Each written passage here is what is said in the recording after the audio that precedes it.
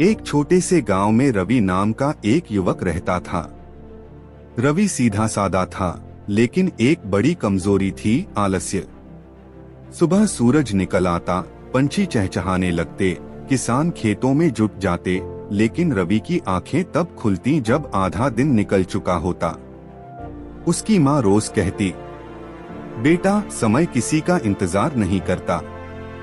रवि हंसकर जवाब देता, अभी बहुत वक्त है माँ, कल से मेहनत कर लूंगा। रवि के पास थोड़ी सी जमीन थी। वह चाहता था कि एक दिन उसका खेत सबसे हरा भरा हो, लेकिन वह चाहता था बिना मेहनत के।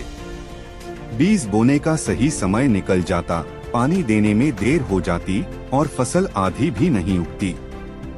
वह किस्मत को दोष देता, मेरे साथ ही ऐसा क्यों होता है। एक दिन गांव के बाहर एक बूढ़ा साधु आया। रवि छाया में बैठा समय बर्बाद कर रहा था। साधु ने पूछा, बेटा तुम क्या करते हो।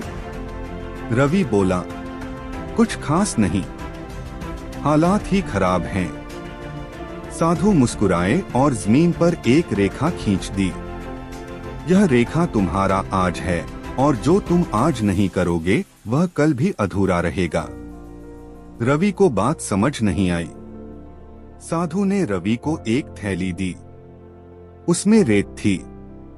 साधु बोले, हर दिन इस थैली से थोड़ी रेत गिरा देना, जब थैली खाली हो जाएगी तब समझना समय खत्म। रवि ने मजाक में कहा, ठीक है बाबा। लेकिन अगले दिन से अजीब बदलाव शुरू हुआ। वह हर सुबह थैली देखता, रेत कम होती जाती। उसे पहली बार डर लगा, अगर सच में समय खत्म हो गया तो।